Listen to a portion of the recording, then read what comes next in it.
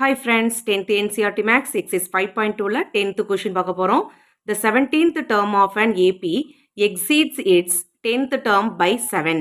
Find the common difference அப்படின்னு நம்ம கேட்டிருக்காங்க. ஓகேவா? ஸோ இந்த இடத்துல நம்ம காமன் டிஃபரன்ஸ் டியோட வேல்யூ தான் நம்ம கண்டுபிடிக்க போறோம். ஸோ இங்கே நமக்கு 17th டேர்ம் வந்து எப்படி இருக்கும் அப்படின்னு கொடுத்துருக்காங்க அப்படின்னா, ஸோ 17th டேர்ம் வந்து 10th டேர்மை விட 7 ஆட் பண்ணா அதுக்கு ஈக்குவலா இருக்கும் அப்படின்னு கொடுத்துருக்காங்க. ஓகேவா? 17th டேர்ம் வந்து எதுக்கு ஈக்குவலா இருக்கும் அப்படின்னா, ஸோ 10th டேர்மோட 7 ஆட் பண்ணா அதுக்கு ஈக்குவலா இருக்கும். ஸோ அதனால இந்த மாதிரி நம்ம எழுதிக்கலாம். ஓகேவா? ஸோ 17th டேர்மை நம்ம எப்படி எழுதலாம்? a பிளஸ் 16d அப்படின்னு எழுதலாம். 10th டேர்மை நம்ம எப்படி எழுதலாம்? a பிளஸ் 9d அப்படின்னு எழுதலாம்.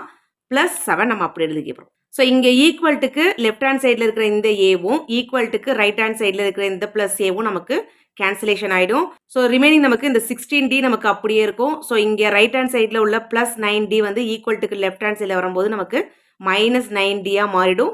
ஈக்குவல் டு 7 நமக்கு அப்படி இருக்கும். ஓகேவா? ஸோ இப்போ 16dலேருந்து 9dயை செப்பரேட் பண்ணால் நமக்கு 7d வந்துடும். ஈக்குவல் டு 7 நமக்கு அப்படியே இருக்கும். ஸோ டியோட வேல்யூ கண்டுபிடிக்கணும். So d equal to 7. மல்டிப்ளிகேஷனில் இருக்கிற 7 வந்து ஈக்குவல்ட்டுக்கு ரைட் ஹேண்ட் சைடு வரும்போது நமக்கு டிவிஷன்லாம் வந்துடும். So 1 7s are 7, 1 7s are 7. ஓகேவா? ஸோ அப்போ டியோட வேல்யூ வந்து நமக்கு 1 அப்படின்னு கிடச்சிருக்கு. இது ஆன்சர்.